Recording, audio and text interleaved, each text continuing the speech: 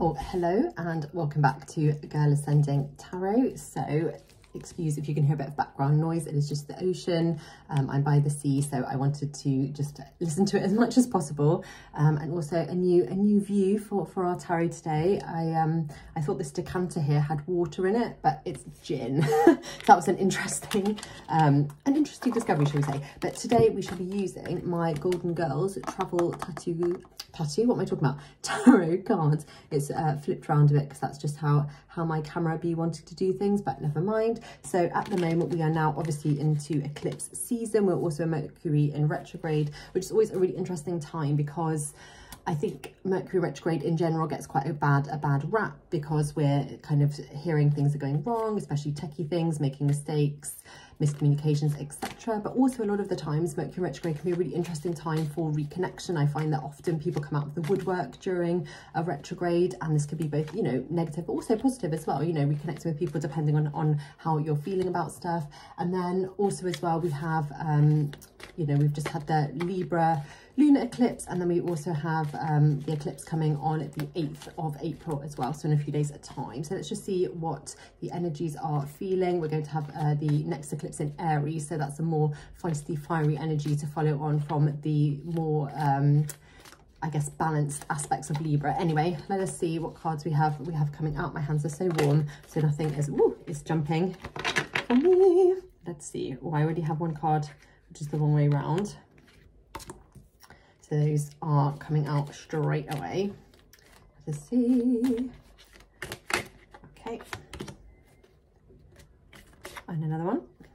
Okay, he's got 4 cards now. Anything else wanted to come out? Into the ocean. Oh, and this one here as well. Okay, so let's see what messages the universe is looking to share with us today. So first, cards. So we have the 5 of Wands. Now, the 5 of Wands is an interesting card to come out during eclipse season and also in a retrograde, because it is a card where there is an element of conflict and competition, and that again can be good and bad. So you want to be thinking about, am I competing with myself? Am I pushing myself to where I want to be? But also, am I getting involved in negative conflicts, things that are sapping my energy rather than helping me? Because obviously something like that is not good, and we don't want to be going down that road. But retrogrades and eclipses can really highlight those little niggly issues and aspects that have been going on in the background. So if there's been a previous conflict or kind of an ongoing situation with someone, retrograde and eclipse season is often when it kind of comes to the fore, comes to a head, and you're like, okay,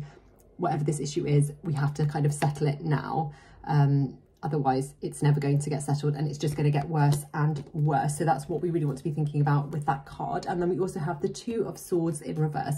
So this is where we're trying to make a decision about something, and because the energy is blocked, we're struggling to do that. And again, a really common energy to come up during eclipse season, because things are being revealed to us, sometimes stuff that we already had an inkling about, sometimes stuff that we had no idea about whatsoever. And it can feel very confusing, because it can feel like it's kind of like a lose-lose situation sometimes, where we feel like no matter what we choose, we're going to be choosing the wrong thing. And with those kind of feelings and aspects, I would advise, with obviously the tarot as a support, that there are no wrong choices. So obviously, you know, inherently there are bad decisions, but no matter what path you go down, there is a way for it to be your path. I hope that makes sense. What I mean is that the universe will always support someone going down their authentic path, because that is how the universe is set up to be. You know, we're all trying to find that alignment, that positive energy, that good energy for us to go in the direction that we're supposed to go. And sometimes when we have a card like this come up, where we're really flip-flopping and thinking like, oh gosh, I don't know what decision to make, I have a decision to make, I need to make it, I don't know what to do, a card like this is saying, okay, we'll just really hang back, think about it, but know that no matter what decision you make, it will be the right one, because that is how the universe works. It's supporting you no matter what choice you feel you have to make. Then we also have the 10 of Pentacles, which is a beautiful card to come up, because this is the card of everything is going to be okay. This is about legacy, it's about family, it's about financial abundance and material abundance primarily. But if you think of the card in the Rider-Waite-Smith deck, I always refer to this card as the Odysseus card, because it's that kind of that coming home to roost energy, where we're feeling like, okay, we've worked hard, we've put in that effort, we've done everything we can, and we've created a degree of stability for ourselves that is not just so you can see the wind flapping the cards, that is not just about us, it's also about the people around us as well, because family doesn't necessarily just mean blood family, it also means chosen family. So we're looking to create that sense of stability. So if you're feeling a bit buffeted around by the retrograde energy, by the eclipse energy, take stock and confidence in the fact that everything you're doing is for your greater good and for the greater good of the people around you as well, and that you're really creating that sense of primarily financial abundance, but also just stability. I mean, with the Golden Girls tarot, you can see that they've chosen to represent this card with an, a big tree. So you're really feeling that rooted feeling of, yes, I'm in this positive financial energy, I've put in that groundwork, I've planted the seed, it's strong, even if I lose a couple of branches, it doesn't matter because I am so deeply rooted now. So that's a lovely energy to be coming up for this particular part of the year.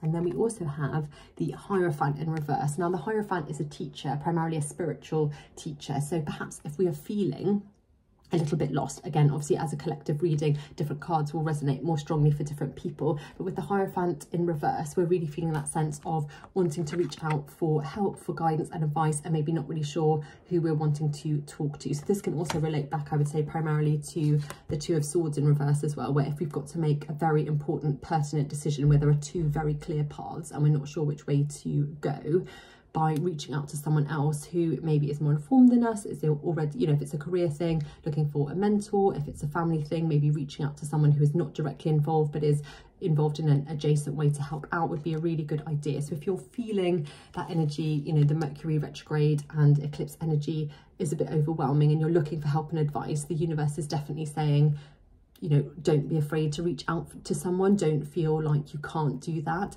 I think a lot of us who are part of the spiritual community and maybe, read tarot or use other divination practices, we often do it because we've gotten to a stage in life where we are so used to solving our problems, by ourselves or in a separate way. And with a card like this, it's reminding us that no, there is support out there. There are people out there that want to help us, and we really want to make sure that we are looking for that help and not being afraid to ask for it, especially during a more turbulent period. And then finally, we have the Two of Pentacles in the reverse. So the Two of Pentacles is just giving us that little nudge and that little reminder coming up in the reverse that we need to be balancing our finances as well. So sometimes when we get into a stage of financial abundance, we kind of feel like, okay, I know what I'm doing now. I don't need to maybe look as closely at my budget as I have been doing previously, or if we've manifested some money or career, status, we're thinking like, yep, I'm set for life now, brilliant. But what retrogrades and eclipses and stuff, that ever-changing energy reminds us is that even if you are in a place of security and things are going well and you've really laid that groundwork for the future, you don't want to then start creating silly habits or spending flippantly or whatever, because then you will find yourself back in a negative situation. So often retrogrades and eclipses can bring up not just negativity from our sort of surrounding environment, but also from ourselves as well. So I would say that with this particular upcoming Aries eclipse as well, if we're really thinking about, what are our darker behaviors, things that we maybe do that are not helping us to progress in life. And if one of those things is to do with money or spending or looking to outside material things in order to boost self-esteem or to give a sense of purpose or a sense of success, maybe just kind of steer a little bit away from that and try and find a bit more of an element of balance. So we've got a bit of a mix of cards actually coming up for eclipse season and retrogrades, which actually is very in keeping with the season itself anyway. But I hope that everyone has a lovely eclipse on the 8th. It will be an eclipse in Chiron as well, so it will have more of a darker tinge, I would say, than the lunar eclipse in Libra, but that's all part of the universe. It's all part of the human experience, and it's not something to shy away from. But I wish you a beautiful day, and I'll catch up with you soon. Bye.